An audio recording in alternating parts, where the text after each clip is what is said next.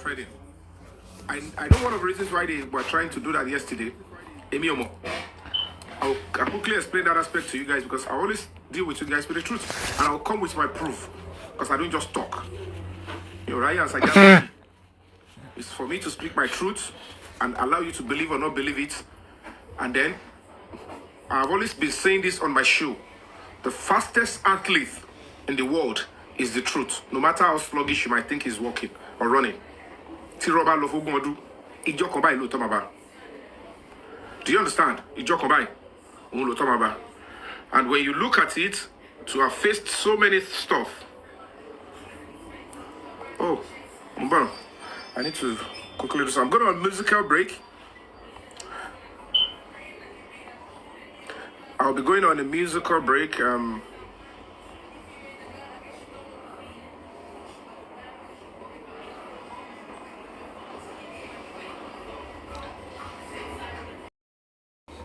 To the directive from the presidency. We have the shots, the audio evidence to buttress and back up all these claims. So, this is our lawyer. So you guys can see now. So let me show you the submission to the DIG himself.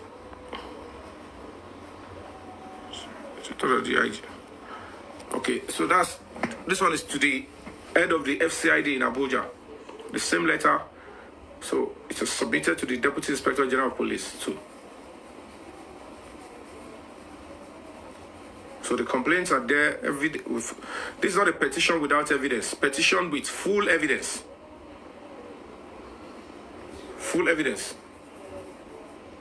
So the other institutions that this same letter has gone to, I won't be able to mention them out here for security concerns. Those ones, they would have to be the one to checkmate and see if they are if they will be doing the right thing or not. And some individuals, they would have to know whether they will take the right action or not, whether they are betraying the president.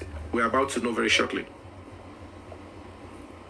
Because there is a serious concern in this ongoing new investigation that has been activated. If we are doing what is wrong, we won't be. So I want to believe you can see that. So basically, that is probably why it's very funny.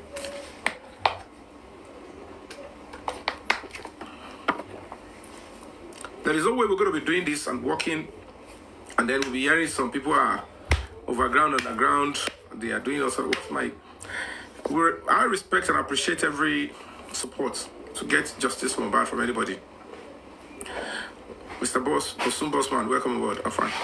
But the truth is, we are on a different pedestal. Oju, see finishing, or the social media, and people keep saying you're doing it because no, it's not that. So let me just now go straight to what the case is now. First and foremost, whether the Damola comes out to say all those junks is said or not. To important, you work with the air that human dignity, not because he's the one. That's the way I do for anybody. I will stand and ensure that I get justice and I'll get it the right way. But that doesn't mean I will still care for your human dignity, for your fundamental human rights to the best of my ability. I will do that to the best of my ability. It doesn't mean I'm stupid or it doesn't mean I'm I'm just being human. I'm being civil. Most of these lads, they don't understand what it obtains. Command. Zone 2 to feed Abuja. They will sentence him for a serious crime that has to do with murder. But let me just explain this.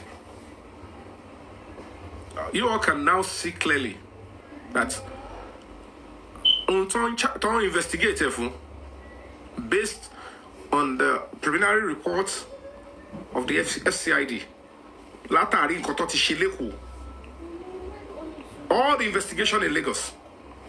See, I want to see Abuja Tibu Kotoshi. They extracted the course of action. And that is why they come up with the conclusion that we have to investigate these people for murder, for criminal conspiracy, concealment of evidence, and criminal intimidation. Maybe more will be added. But I have come out here, when I said it on this page, right before me, when they were trying to first interrogate this Damola, it was told clearly that for now, no amount of lies, cover up you want to do, that will make us pin the murder of Mohbad.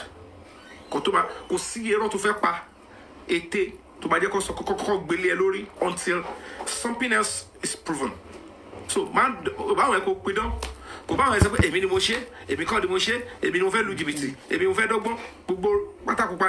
it's not adding up with honest investigators.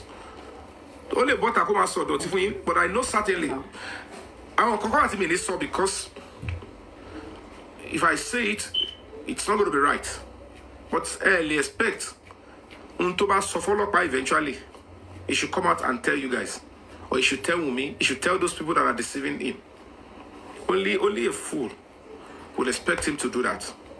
This guy is on bail.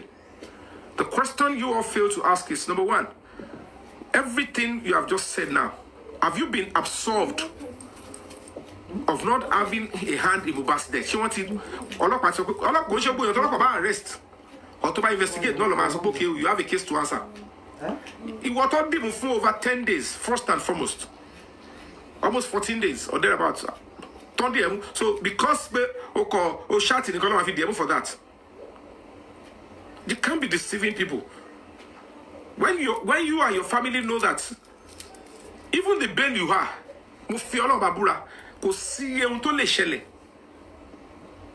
I'm saying, you would never come out and tell that they've absolved you. Oh, in case that's the answer. You can't deceive yourself. You can't be deceiving. The first question, don't bring it away. Like I'm saying, they are disgusting set of people. They think everything is about abuse. When if Tawa Farabale, nobody's going to be oppressing or persecuting anybody here. If they can even sit him up, and one saw the big celebrity, the question as he has admitted to a serious crime. And it's so disgusting. You admitting that you sent, because whatever you people are doing, a lot of for you with the tension, Allah ko kole hinge lórí ọ̀rọ̀ Mohbad. Allah ko kole hinge. If not in all this nonsense that you people are doing, it's pretty important. The victory to your Jadilano from whatever nonsense he did yesterday is that Ashiri Pada too. But this guy was in the house, Koto Delati show. Then who opened door for Zomo? So that is another angle. We might be looking at it, but okay, he's trying to take the fall only because you cannot phantom why this guy is. I just did this. I did that. On the phone. When you see his body, want to on Jakpa is a cortis. The Bible read tattoo call are so in town will be in the machine here. I will coffee back will be one. And they expect people like me fighting for my country, fighting for other citizens, fighting for people. I should be scared of this set of people. You also come perform go one year. Come on, go come to Ashiri. Come on, go to Ashiri. And I don't want to go in the way of police investigation. But if this guy could come up, Sonny Panti, Sonny Abuja, I was there. Only I deleted the video before I was even arrested in Ogombo. The question now is this. Umi, Cynthia, where did they now get the video that you all claim that they showed to me? The video here is how Mohbad actually died. If you come out and gallivant, I want to believe he said something yesterday. Because me really pay attention to now. I'm not going to send this to me. Why are you deceiving yourself? Why are you making a mess of the president? Why are you making the president look like he doesn't have control on this country? And to those of you that are not loyal to the president and he gave you an opportunity to serve in his government, we will never close our eyes and allow you to destroy this country in his time. Look at the woman coming out. Nijosi, Glory TVC. They've asked the Yomi Fabiyi to come and see. Which video? When this same Damola admitted to statement, Nick Panti and the FCI de Labuja, that I deleted it before I was even arrested. You have to prove it. With a meal, in fact, in Shele Joko, and we don't worry. If you share by, we will issue our only money low money. To where they bad to our only, and my gesture with the shiny on being that. With the only yellow, or my share around with you, to my tell with the loan. In fact, I gesture with you, I think we did do the end. Why are you deceiving all this set of people? Shemo wa anu gbogbo àwọn tẹ́ fi mi ṣe ni. Gbogbo wọn kọ́ lówó now. And you call a comment, I want to stand and be loyal to my country and fight for human rights. And yes, okay, I want to establish an NGO so that I can have a legal stand to give voice to the people. And you have to provide the police officer that showed me the video.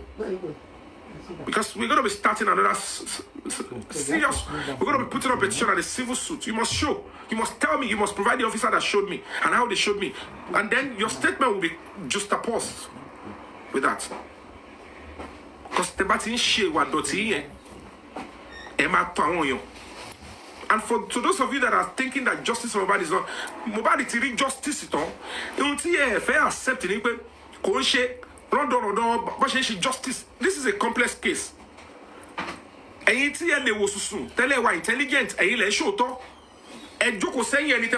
is accessory after the fact. Resources, legal framework, financial framework, everything. Your power of attorney. And they are deceiving all of you.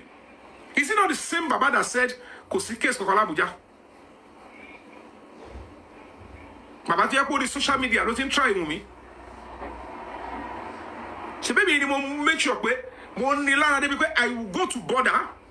My boss on the social media, she called Abuja. Better be nothing. You are a man. And she's still going to come back. Supposed to be strong and be happy. She would have to go back because package Lodi. Come back. Come and answer to your questions properly so that we can investigate you. They can't run.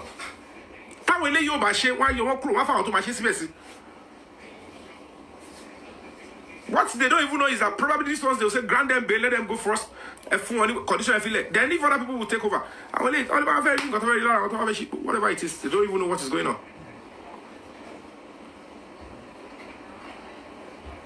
I cannot imagine how a young boy, until it take 30 years. But the more they come out to, it just cold swallow. They keep shooting themselves in the leg. They got back to the show on Monday. He claimed now that he was living in that house. Only Monday and bad. Where were you 3 a.m. when they rushed out of the house? Bóyá òun gan ló ń jẹ́ rider. Who knows? So the point is this. All this credible information were not available with the police in Lagos, or they have it, they don't know. But now it's crystal clear. It is this pressure. You must apply. You're expecting results immediately. It's because you want to keep deceiving people. You don't have a mind of your own. But what it takes to pursue cases like this, I expect people. But Tawasi London, you just see. Result here, my coming here now and my intention to go to America. I know what it's about to give us when it comes to concerns justice on bad.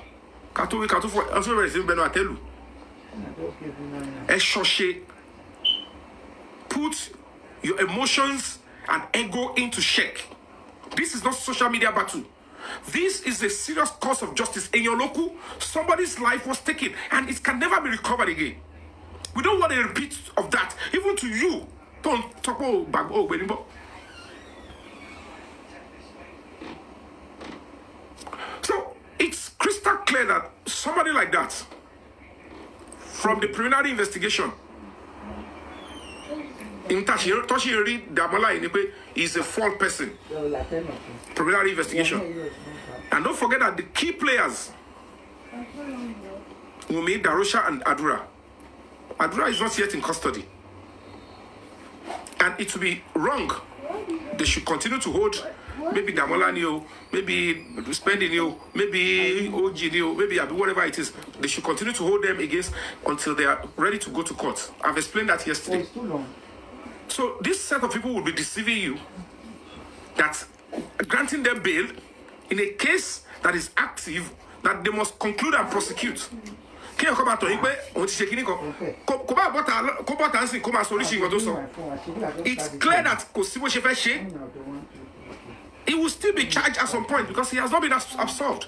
The cocoa of the matter is to bat and deceive a woman. Shower detective to help one mobile law. They know what is on Mohbad's body. Omo ko to an doctor's report. Shame at the doctor's report ni. Doctor's report see one bed talk besa. Ti I be at yomo until doctor here come by. The only thing we know for now is that the doctor came up and said, okay, there is a CCTV and they brought him BID. At the coroner inquest, it might be like, I won't say more. If I bust it now, they will say, go on. So let the police go and deal with it. I don't want to allow. But the real police is not possible if I close my auto. Because they know any case can take a different turn. One mamu to say benu file kon. One mamu iro e wa file be iro e lo ba ita. Oto e wa told you in case it backfires. And I keep saying this to you. Ko shoju lasan.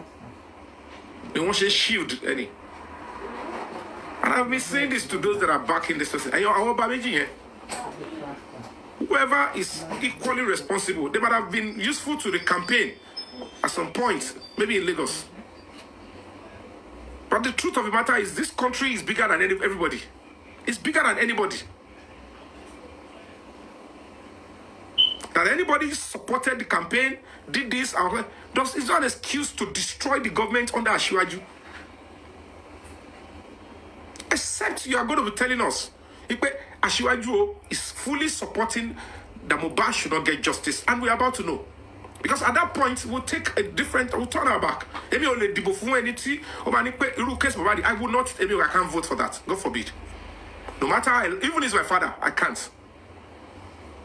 That I'm being civil with all these boys is because I believe in civility. I believe that you can get justice without going violent. But the president, as far as I'm concerned, is showing a great deal of sign that this government that they voted us in is not to cover for murderers. And you can't tell about whatever. I am no longer the Ashiwaju you all know. Is it going to make sense as obvious as Mohbad's cases? I have written to the Inspector General of Police. I've challenged him. Are you betraying the order of the presidency and the temple of justice? It's not a child's play.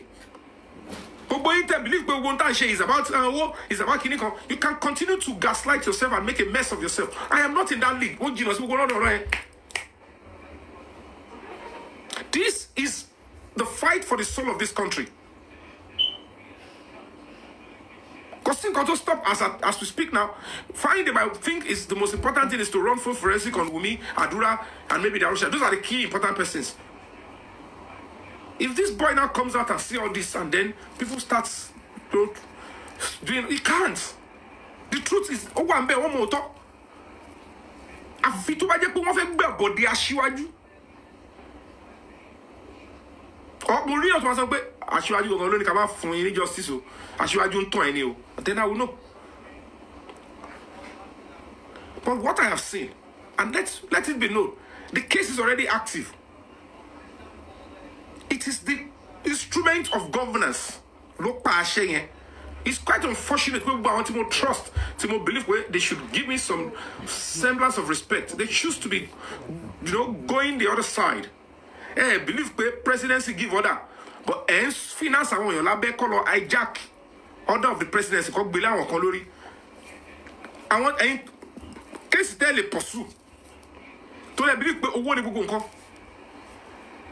There is no way how I bribe police. Because see, bribe police. The only thing I can do is legal, mobilize. I can mobilize police. It's legal because it's a human rights organization. Tomorrow move moto. Will they mobilize? And they call police station. Will they renovate? It's still a public institution. No police station is to protect a single family. It's to be useful to all of us. So, see your Bob, I made talk ground because of one no fear, you know, play party. To buy Jakpa shame coin, the coffee shaker for your shame, to buy shame good faith, just to support what you are doing, to encourage them. You can do it. And it's very legal. But when these people bring such topics on social media, I am focused on the country, on my patriotism, and my loyalty to the president, and loyalty to justice for Mohbad. And that's why I've treated the public with almost honesty. If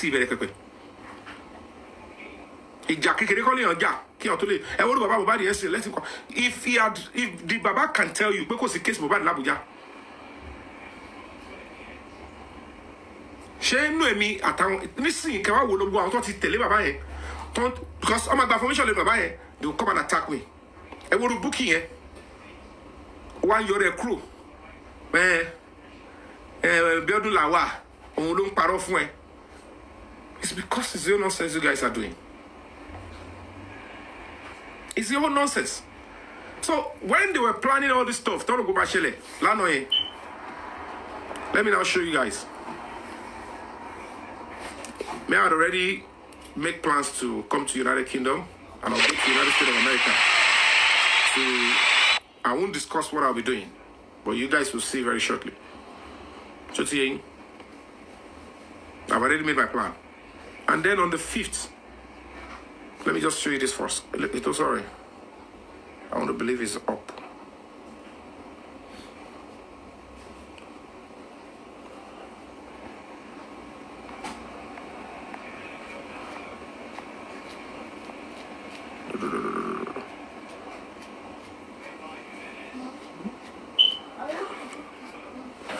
Okay, Bumba.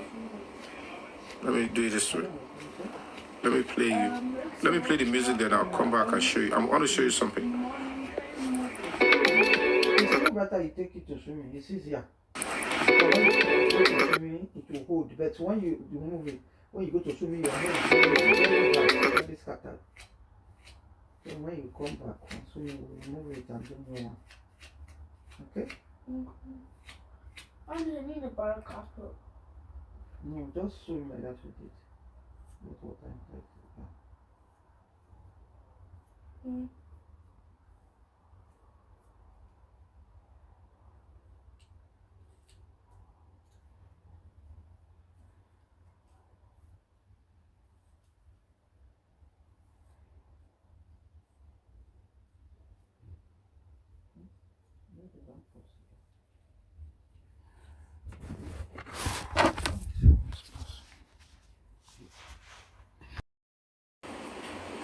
And then probably fly to New York, then probably Boston. I have no business. I have movies that I want to shoot. I have 2 movies, Timofeya and Nigeria. But I have to spare the time. But I need to go and do this because the moment Timothy Ribo won't tell him okay. Only for the world. It's not that they don't know the truth. It's very important for all of us first to understand the status of Mohbad's case. When you're trying to prosecute a case, number 1, you need evidence. Number 2, you need prosecution witness. Somebody that would testify and assist the prosecution to establish his case. Don't forget that. And that person must be an authority income. The person that can say, it happened in my face. Or I saw, even if it is going to be circumstantial evidence, it must be able to corroborate it. Oh, I saw so person hold knife and the person went into the house. If the person can establish that, even the to see any other person, provide, and it was I saw you when you went in with knife. So no, I didn't see when you do the stabbing, but I saw you went with the knife. Don't forget that those set of things were initially missing. But they realized that we don't have to deceive ourselves. Including Lagos, something happened to Mohbad. The whole anaphylactic reaction, nurse coming in, we know it was staged. I'm not going to believe that forever. It's staged. It's okay. So at the end of the day, they need to just be able to say, we have the victim, we have the incident, but who did it and who would testify that this is the person that did it? Every witnesses have been brought initially. Nobody was ready to speak. And then Adura sent that message. It is just for him to stand by the message and then stop. Then they start abracadabra. And then you saw the whole merry-go-rounding, all the old nonsense that they were doing. Before this other criminal, disgusting individual, told him, well, America, told him, army, fake. And the old trap, came in law gumbo. You could see the whole trajectory. I refuse to back down. So basically, as it stands now, you should be able to understand what is needed. And then the will to do discrete phone forensic. As a human rights organization, there should be more pressure on those investigating that now. As soon as you have the key suspect, you must run the phone forensic. The key people that we need phone forensic against, because I want to get key otoyen, I want to block otoyen. Go back jadi, ko le koja láàrin Yomi, Adura, and Darusha. Those are the people that are supposed to be standing on the side of Mohbad. So if they didn't play a part, nobody can force them not to stand and defend and stand by Mohbad. That is one of the reasons, in my own opinion, and I've said it that this woman is not doing this because of money. But it's something where her blood is involved. And she needs to fight and say, I don't want to lose 2 at the same time. This is too much for me. But the reality is a crime has been committed. Mohbad the full going to be justice. All the people intention, you're only being selfish. You don't care about him. You have never cared about him. You are still bitter. 10 years I don't see mommy. That's why they said that Adura should start singing. He wants to take over. So whatever the case may be, it's very easy to see the trajectory of a mother. You have to get what to paro Monday daku. Cause it's easy for that to paro yani. Spirit boy goes loco. Ijo mambo de tomo yeku. Ijo Monday lo ti bẹ̀rẹ̀ sí rí òkú Mohbad tó sì rìn kiri.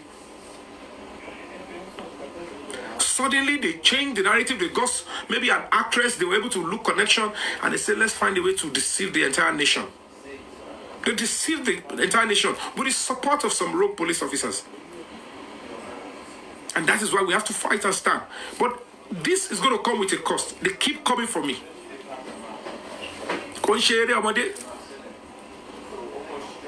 I have utmost respect and admiration and gratitude to everybody supporting country. But it is not at the expense of my life. At the end of the day, I will go to is except any to fema shabusi. You have to ensure that you keep putting the right pressure, you keep doing what is right, keep exposing them until we get to that shore of justice. The ship of injustice has been it has been diverted to the pathway of justice already. The investigation is still ongoing. One must suspect what sizable number of days. They know what they are doing. They've picked another person. The rest, they will have to come in. Immediately the investigation is completed, they will charge them to court. We must keep piling the pressure. And if what the ambush to want Julie Lano, if I entered into the trap, that's the end of Solomon Gandhi. But unfortunately, that's what I want to prove to you now. The spirits have told me, Yomi, move. This thing to fellowship in UK at America, go and do it. Don't worry. The presidency, they will understand.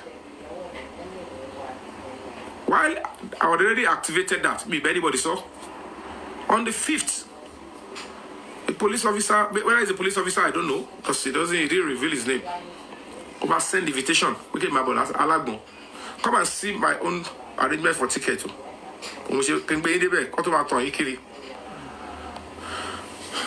You all can see. I will date here. I don't come okay. Can you see the email? Date will let him be. It's 3rd of November. Can you see the date, the email, the ticket here? Lagos, Kigali.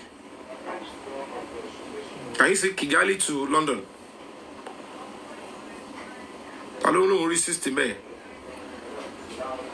3rd of November, look at the dates on that stuff. Under from to date. Eka from to Etiri. And they told me. Now, this is the police invitation they sent.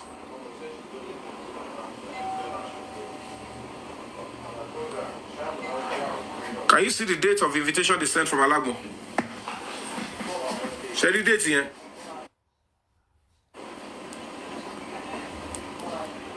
Can you now see the date of invitation that was sent? And look at the date they asked me to appear. Can you see? They sent the letter the 5th of November. And they want me to come and attend the office on the 7th of, which is yesterday.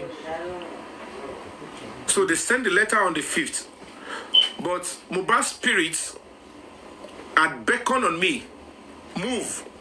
And I'm like, okay, let me go ahead and do it.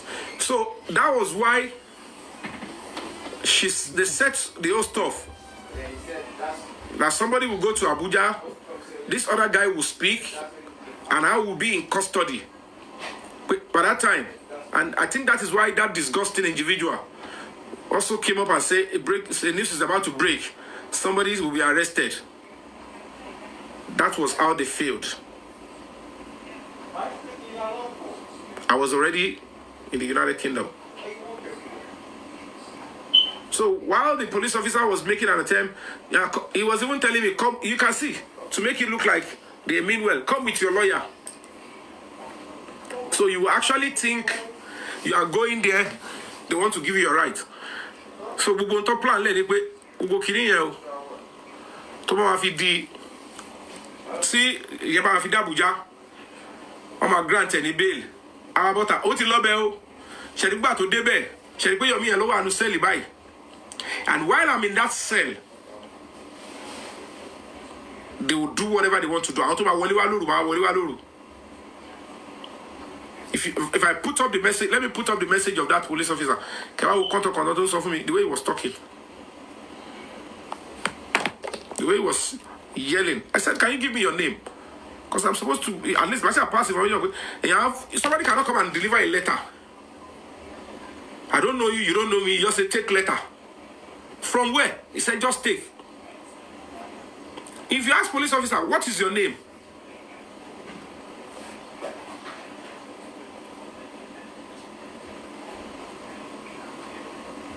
You understand? So what I practically did was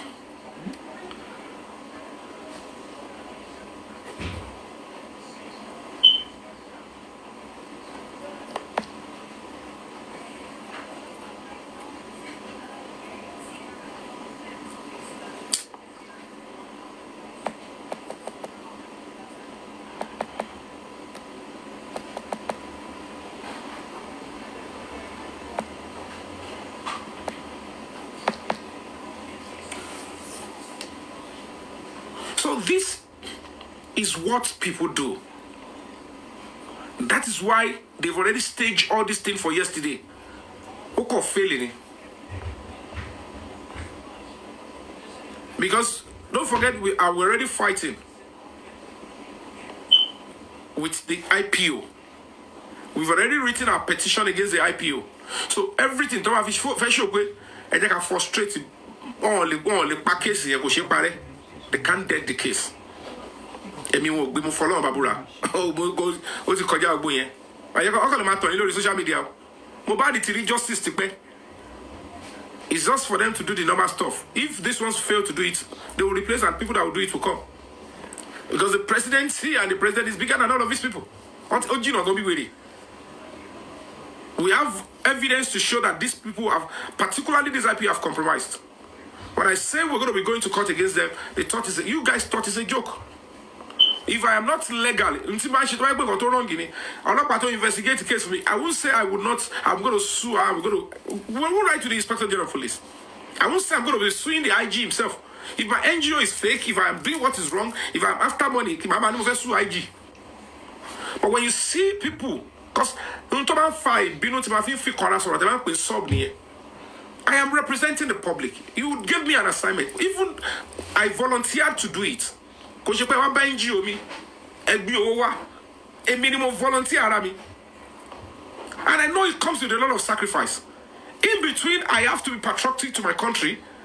And I cannot deceive you guys. I cannot turn my back against the government of Australia, except I see clearly that the president himself is behind all of this and he wants Mohbad not to get justice and he wants to cover for a murderer. I will turn my back. I will campaign, I will speak out. I will get into that Nigeria. At least at that point, everybody will know that all they do is to take people's life. So if they take my life, it's all going to be new. So all the other musicians and actors will know that their life doesn't matter. Whether you campaign, your life doesn't matter. So it's time for us to stand up for one of us. I am standing up for one of us. So it's easy for them to think it's about money. Come and deceive one your means for money. And people are cutting all nonsense. Do you think I'll care about those stuff? I have been going in the direction where we'll get the truth and justice, and they have been threatening and coming after my life. But none of you want to believe. None of you wants to believe. And those of you that are honest, that are now beginning to retrace the steps, I have to accept and at least we approach and embrace each other with love.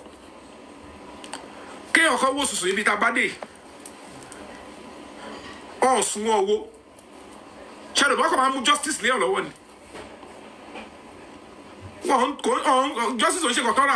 you would have to work for it. If anybody is pursuing you and making you look like we have not done anything,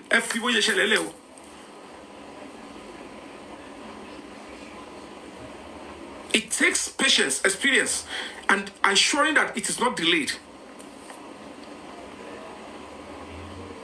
So these are the things you're seeing. As a matter of fact, they made an attempt in zone 2 as well. And I said, I'm available. So I was able to send my lawyer down there yesterday. Go and meet them and tell them I'm unavailable. I have medical condition to attend to. I have human rights issues to attend to globally. I didn't know I was being even as I speak now, I don't know why I'm being invited. But this is Nigeria. That is where they would have gotten the opportunity to silence me. Maybe they want to shakara me. Friday, Saturday, Sunday. Some people will start coming in. Hello, what going Yomi?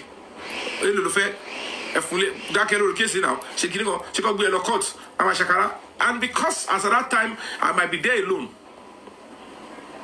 with them. Because what if Jakpa? Everything I've done is according to the law. I don't abuse people's rights. But they will write fake petition to drag you in. So that when she is appearing, they will stage it for all of you.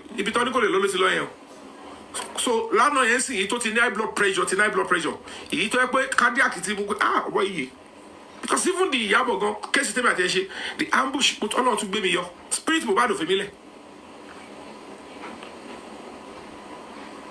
I can tell you for free. 4th of November, I was in court with Yabo. What she substitute service? Don't be from judgment. Let's say the lawyer that was supposed to go with me, how come message like I'm stuck so place. I thought he was going to be sending the other lawyer, but I had to rush down there myself.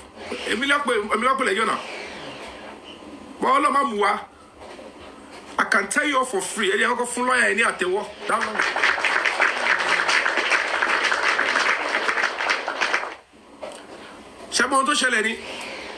When I got into that high court, Sabo,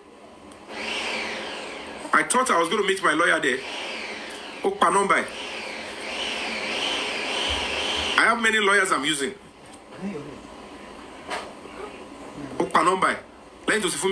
I'm stuck here. What do we do? After I couldn't reach my lawyer. Is another lawyer coming?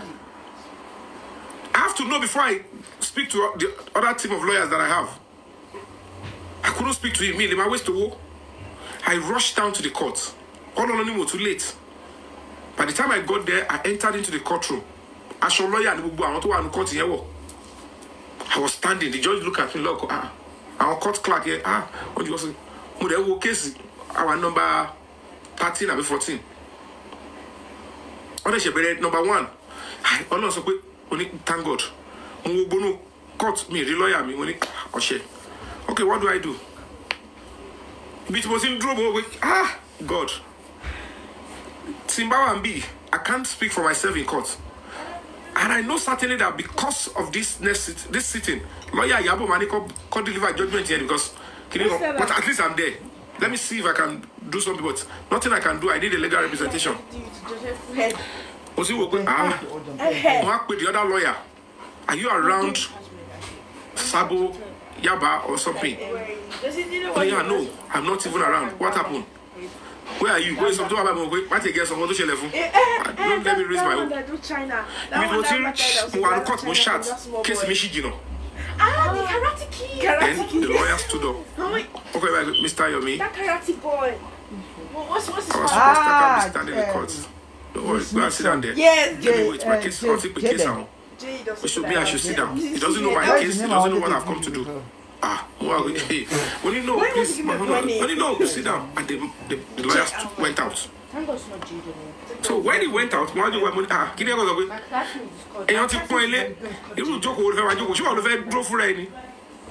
and that was when I stepped out to speak with that lawyer.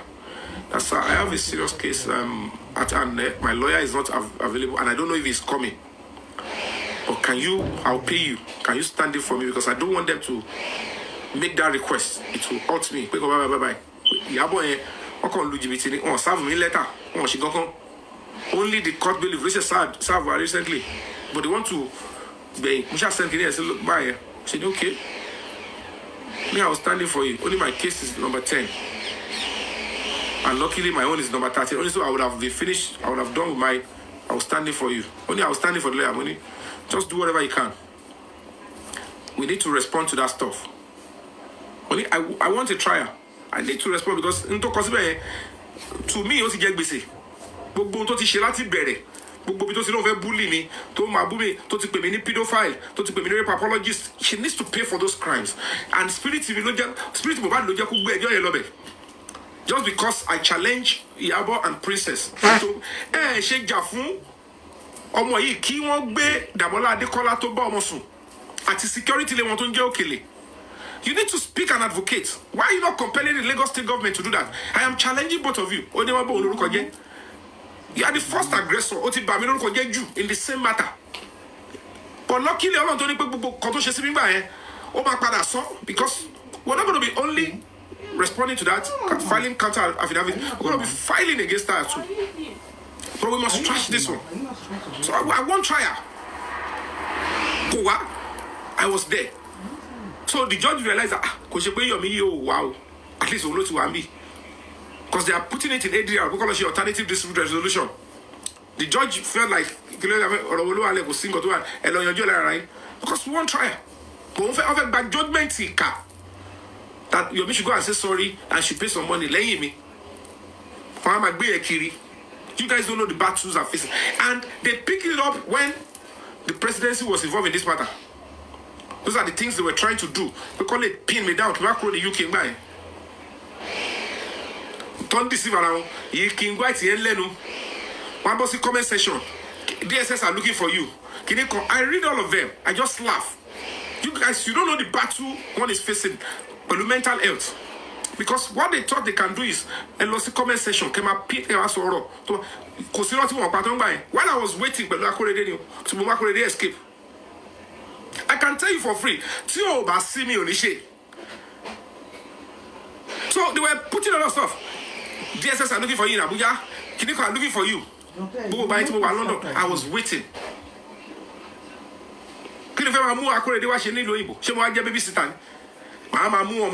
I can't leave the boy for 5 minutes.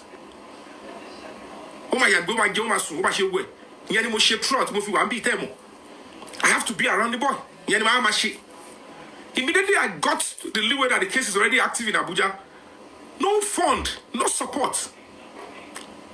Musani bere simple. Ebi mo shego. Wa be mo bere won ba. Mo da Abuja mi obere fun solo protest. Mo de ki gbogbo kota se.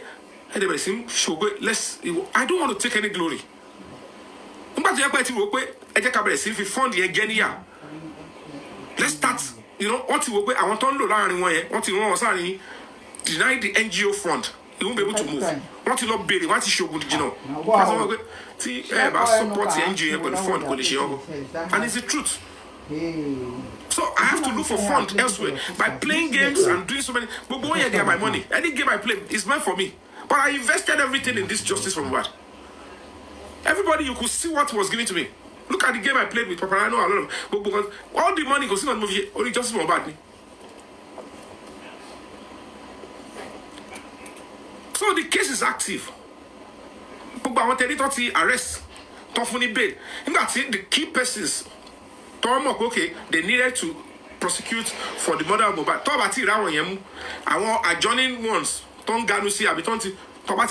will give them bail. I don't support holding them for too long. And they can come out and say trash. They can say it anything.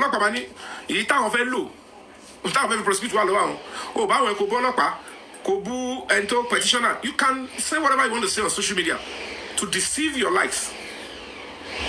I was overhearing some people saying, abuse fundamental rights. You can see how disgusting this set of people can be. Mojoko mi gege. Èyàn claim pé òun lòun bá mi ṣàtò fẹ́ lù mí jìbìtì. Òun ṣe gbákan. Right will not abuse. So when you don't understand this, eventually to fẹ́ náà rẹ̀ sọ fún yín pé he is being investigated for murder l'Abuja. Ó yàtọ̀ sí nǹkan tó investigate against ní ọgbà magistrate court. At least people now believe me. Tó investigate case file tó wà lẹ̀. Òun náà ní gbogbo àti Wùmí tó pè tó lọ́bẹ̀ àti Muspendi àtàwọn tó kú tó bá padà kú. The 7 of them. Only one increase later. But it's ó ti lọ kò sí kò lè padà mọ́. Don't be deceived that if they give them bail, kind of work case is done.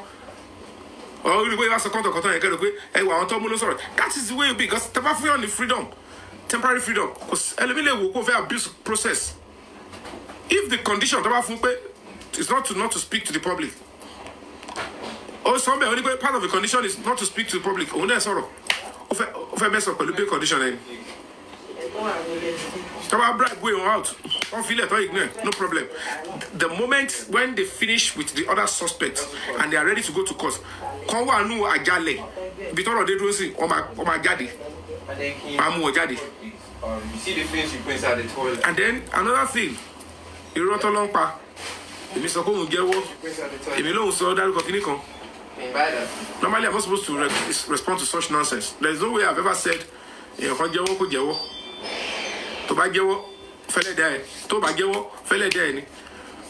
people should understand something. The way that boy is speaking,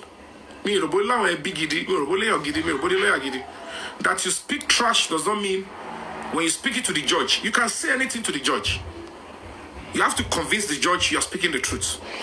So even if you are lying and you are still gallivanting with it, you can gallivant with lie. You can say nonsense on social media.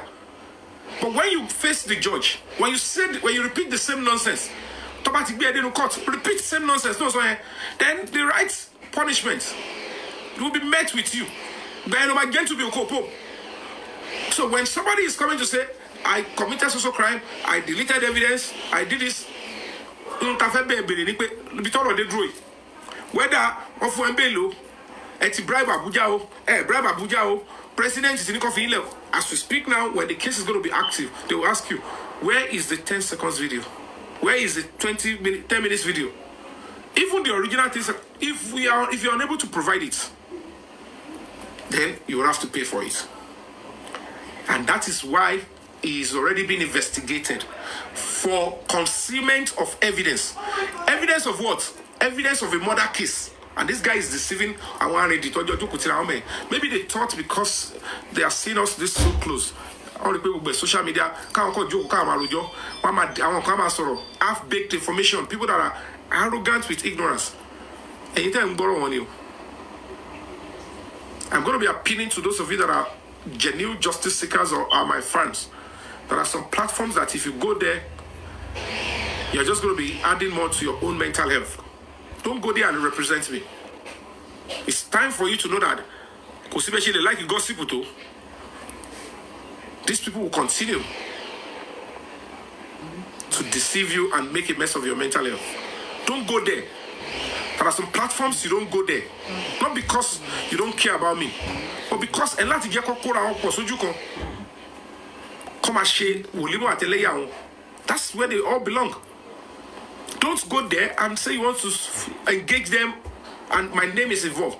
And you come and refined. Take yourself out of it. Contain and control your sentiment and emotion.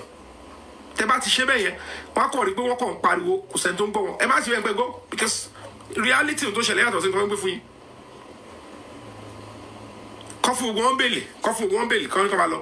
it cannot stop that the fact that the case is already active. IG to America in Nigerian police could have done also case file here.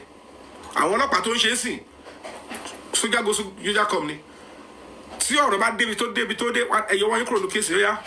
It's about promotion. It's about that. New set of people come to my shame that they will do the will of the president and the will of the country. So kill and conjufu. So don't allow these people to make you look like the case is dead. The case is already active on time for 2 years. You see us and we're able to push to this level. And your question is suffering. Must you continue to do this to yourself?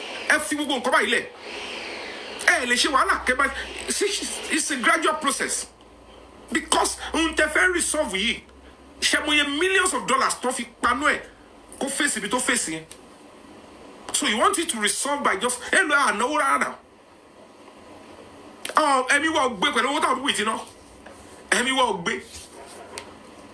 you need to know how much you should let it deceive around. Because the real perpetrators, they know themselves. I tell you, I'm about to arrest you. Ibiti, I want you for juicy case and they've paid a whole lot of money already. That's buy we want. And they will be trying the same thing with Abuja, but they cannot buy Bubu out of any. Well, the poorest person in the presidency won't need that. So the only thing they can do is to work with those that are investigating and make them compromise. And that is why we need to be speaking in one voice. Who will stand and will challenge them? If it is a joke, I won't be challenging the IPO in the case now. I won't be exposing her. Underground, they have all single case files, they mean. Yo, President, so you should understand that those peoples are impostors. They are working for those that want to rubbish the office of a president, and that is why they must go after them. That officer must be able to tell the entire system, the authority, can the relationship and it don't break it long break if we. I want to learn our arrest. Can the relationship work with case station? And how did you connect with them? And if you are connecting with them, can they to rubbish what Break the Silence Foundation was doing with you after mobilizing? That is the role that this terrible woman got on shake on.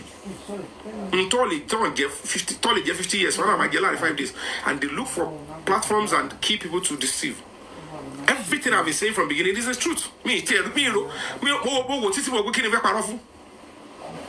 But when people are too much on the case and everybody's talking, they will be looking for holes in what you say. There are some strategies I will put down to fight this cause. But just sort of bye-bye. Let me tell you, I purposely came on live. It's part of the strategy. So, Yomi is coming.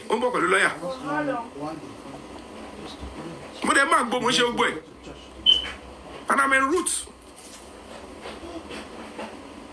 Because to notify our people on the Shebi, no, I won't be able to come. I'm traveling to London. I'm going to do the airport. Only know where you go to law. That I have stepped out on the fail.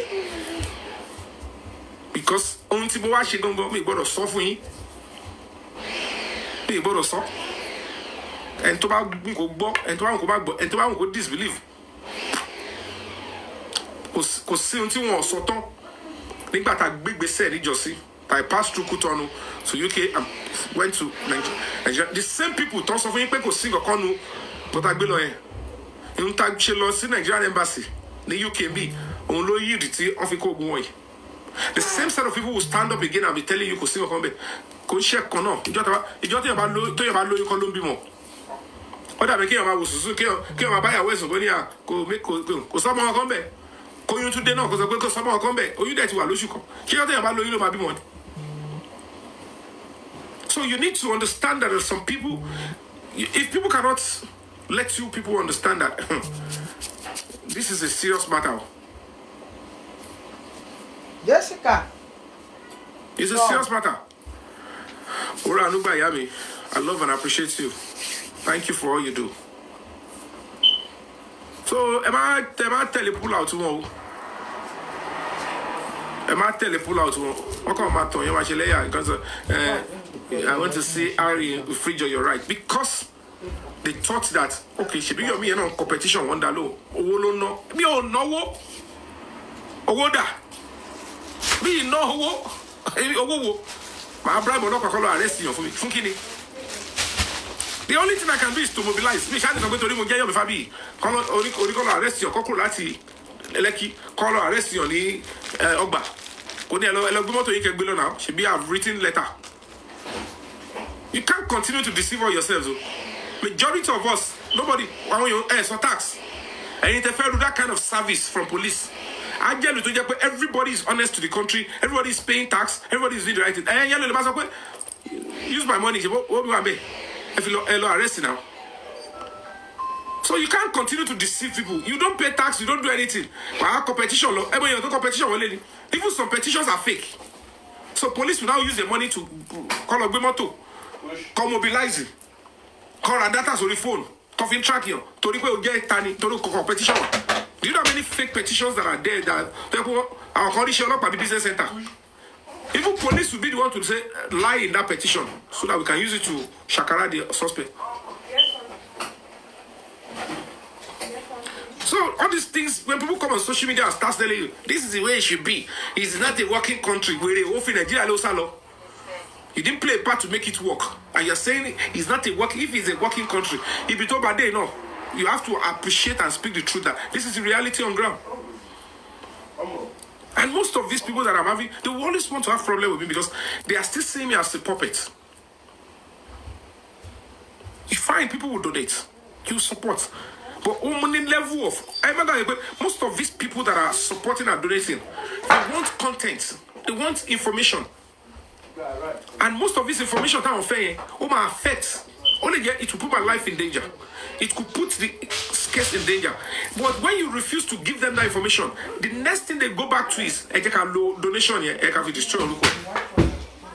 And that's why you see that they will see a platform owner, they will always have problems, except those ones that are neutral. But I don't have problem with individuals that have been donating, supporting from beginning, because they don't have a platform that they have to feed. So it's part of the sacrifice. And later in the day, the cost price of justice. There are some certain things, there are some certain things that you must never do when you're fighting for justice. Because I have been there, I have passed through the journey. Because when you code, if you deal with 1001 platforms that are donating for you, and they expect you to come and say, it must be us. We don't come and give us information. Come to our page and act like we are the bigger person. Because the more they are donating to an NGO, they believe that you must be available. We are the bigger person. Our money controls you. They don't care about my life. They don't care about what I've built and say, this is the value. Oh yeah, it's above everything. So they will continue to rubbish and step on you unnecessarily. But I have to endure because I have to just pack everything, all the insults, all the backlash. I put everything to the feet of Almighty God. So this is how you want me to go.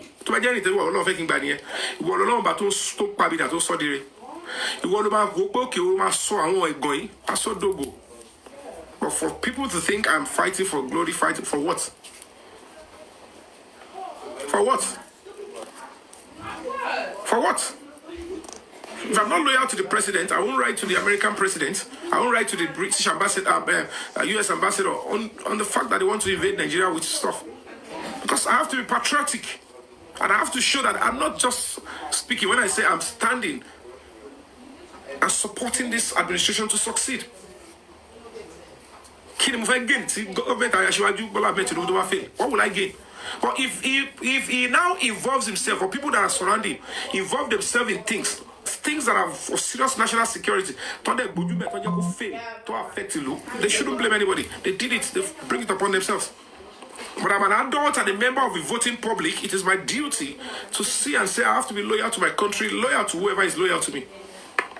And if you know, President while we are doing all of this, last away, the son of the president, they asked, come and dine with me.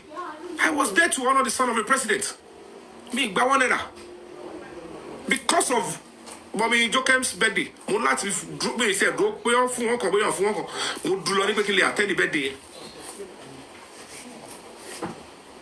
but I have to go there and say, I have no problem. I am loyal to you guys. I'm loyal to your family. I'm loyal to this administration. I have to identify myself. Despite the fact, people believe as an activist, you must run away from politicians. Because their own definition of activism is you must insult the president, insult the police. That's not activism. Activism is speaking the truth to authority with decorum and standing tall and not being fearful. The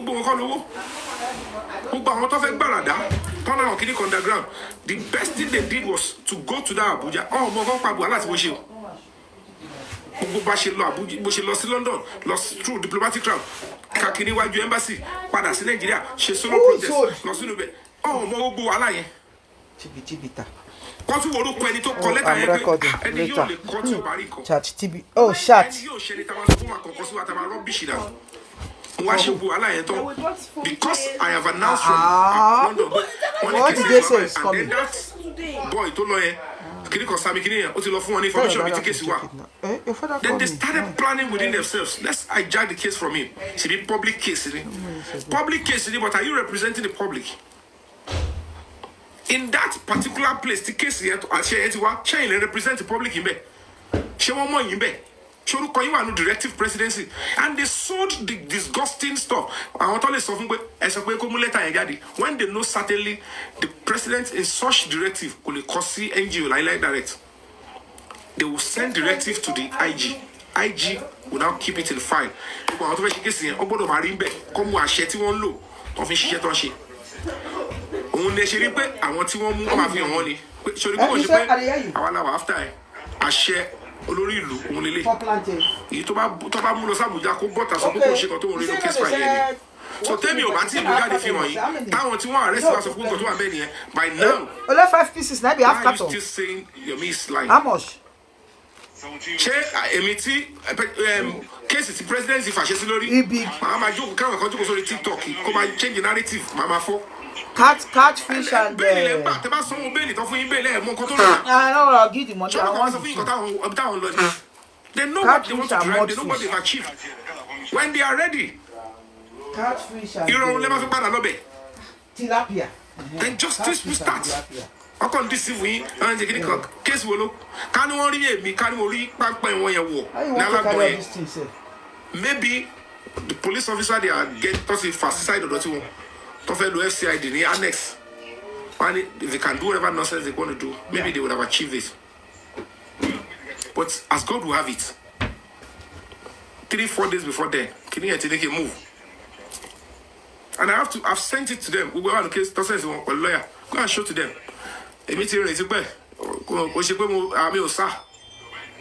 And that's because I wasn't going to be running. Run for what? When we travel, we follow Babura. I mean, in case this stage, they might not have intention to hurt me or anything, but they want to say, okay, now we have to buy you out. You mean you have to stay down from this case. So, but this stage, they will find a way to say, "Ekwewole." So, but to go back, go back, put me down the low. Cause slippers, let's say me singlet in the color. Come back to go shakara below. I saw this issue. Want to live on again, and anybody got to move away. And come over here, come baby. And okay, you know, Yomi, and this suru. I could go Yomi. So, over make here any. Oh, you're going to work and the next thing is a kinegori. A minimum African position. Yomi, alone come from a croon kidney. She don't do any. I will be invited to go. All right, at 11 years. Because Ati Babati Yabobad, they have been threatened already. So the only thing I can do is let me just meet with the public. If you improve life for me. To the Baba, you felt bacon. Oh, we can do to public. King act be came in back to improve life for me. But I have to blame him for that. Fine, look, talk about the case of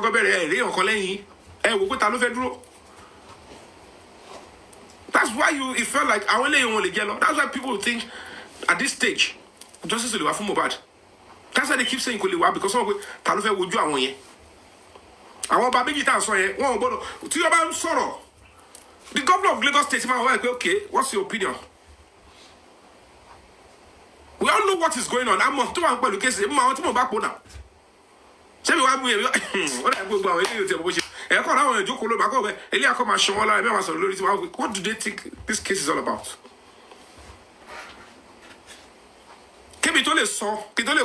President, it's a very serious matter. The video is out there, and the people that are shooting, they are so close to you. I won't allow people to make the president unpopular when we are going to the next election. That video, our machinery is to sponsor. I can tell you for free, a presidential aspirant, the last election, Tony Media platform. Zone 2 to phone King White. And it is believed, like in some quarters, video to one must have shared with King White on the phone. You need to see the way this presidential aspirant was calling to threaten our local.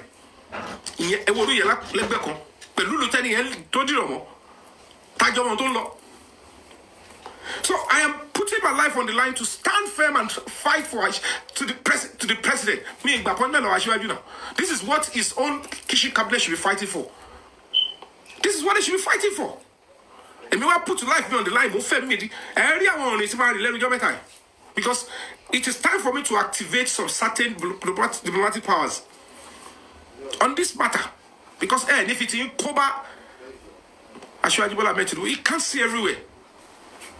The First Lady, I've written to the First Lady. I've been able to speak my truth. Want to be that's the Office of National Security Advisor. And you can do once a quick case continent.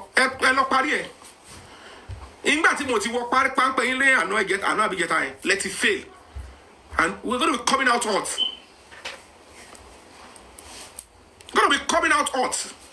I'm not supposed to be discussing. So all these things take only time. So Facebook. But when you are supporting and donating at that CVD level, it's kudos to all of you. But it's still wrong to come out and donate for NGO. Come at Jaruja, and to not donate for Jack. That boy, 10 tonton here, is in their camp. These people I want to on top of on the ground. Fine, some of them genuinely want justice from above. They only want the ego. They can't stand the fact that I want to rain here today. But because of the unnecessary greed and grandeur of the illusion, that disgusting individual. Because interface with effect arrest. Because it's my case file. That was why in the investigation activities, I want to break clear.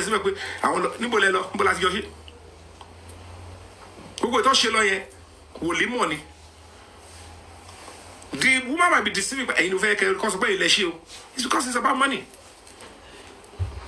So the technicality is when I wrote the letter and said I am officially applying. Number one, letter to EKFI inviting me. The presidency give a directive. Case here. You're supposed to invite me Tilapia. and tell me that at the receive directive letter to the president. This is the letter. This is the petition you wrote. So give us a full detail so that we can start, the arrest and all of that. Oh shit! I said I want the letter. I said the investigation activity. As at that time, the only thing to only learn is back case file. Could see investigation activities. So I'm supposed to send back to the office of the president the contacts there. But last May, the president Pachel, as the last August to September, and then I was going to be asking the directive letter to president call to say Darukowa Sibe to fi Pachel from Inspector General of Police. It's serious stuff. We applied for the CTC. But we must send this here. I said letter. One reply letter. What the quote yes on the order of the presidency to you. The letter you wrote to the presidency. What send? Would they send this? We want to be because the letter presidency go. Keep deceiving those you can deceive. If people see not in the presidency, and you share on a good day. So by saying she and they will be rubbishing this kind of discreet, sensitive effort. Maybe you all can now understand better now.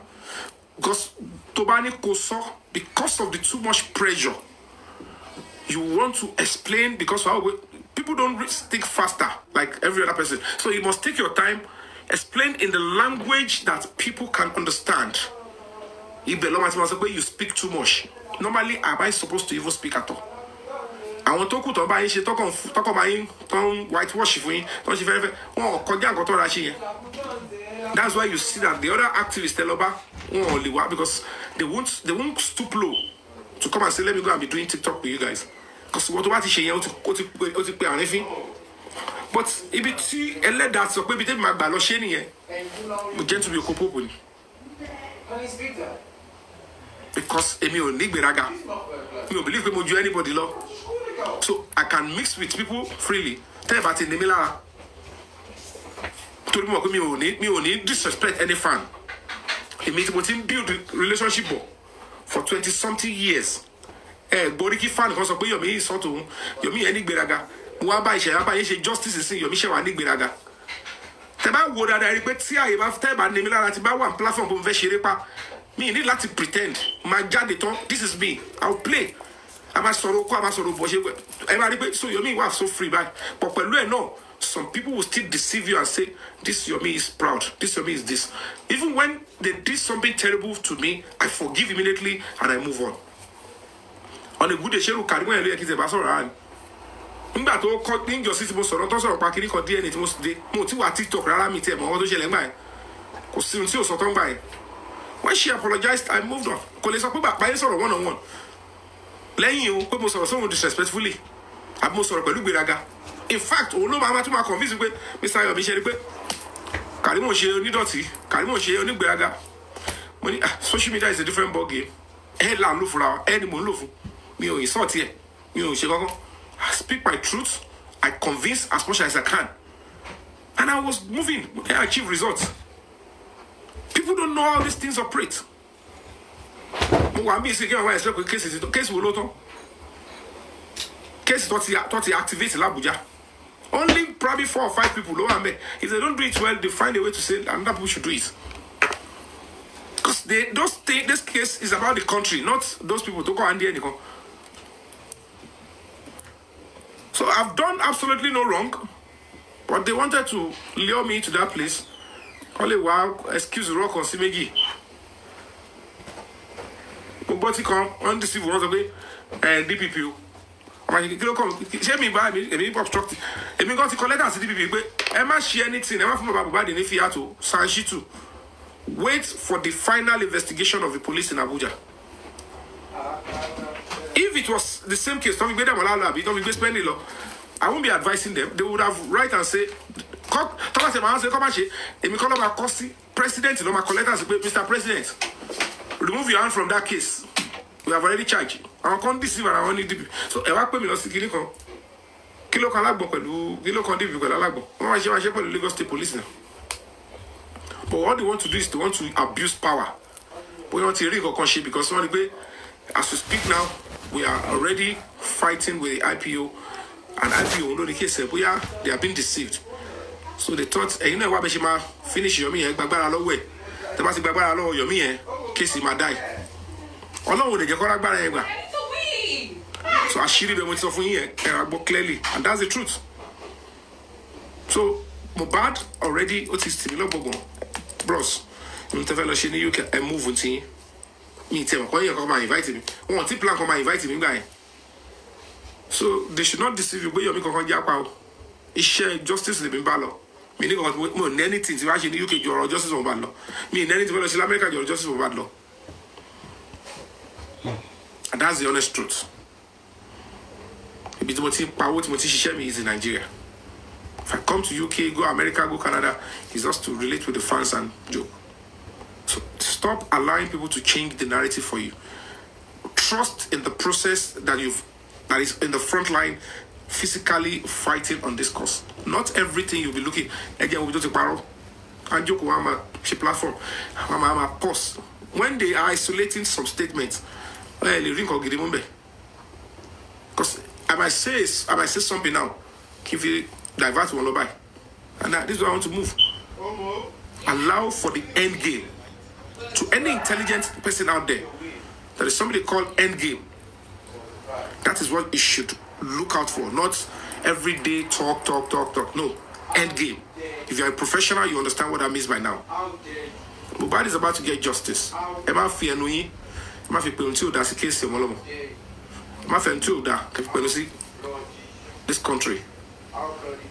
So far, so good. The presidency and those people that are still on this, they are still loyal to the president. If the Inspector General of Police is loyal to the president, we will know very shortly. But to destroy the government of Ashwaju and make him fail towards the next election, they will be using those people he trusted most, people in his circle. And that is where the president needs to look carefully now. That something is going on. I want to summon you. Koto Paruwe, I have Boko Haram in my government. And it's about to happen. But we must fight. Obodoshele.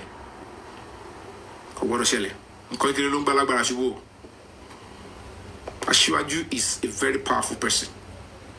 And we have to do our best to ensure that we preserve it. So guys, I want to say thank you for coming through. As usual, I'll be going on a musical break and I'll play some games before I go to the next one to Professor.